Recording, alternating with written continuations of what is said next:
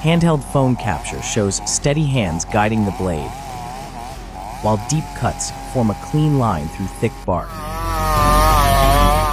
Side angle captures wood dust falling as the trunk slowly gives way. This controlled cutting method helps bring down large trees in dense forest areas, making timber collection easier while allowing accurate control over direction and final placement.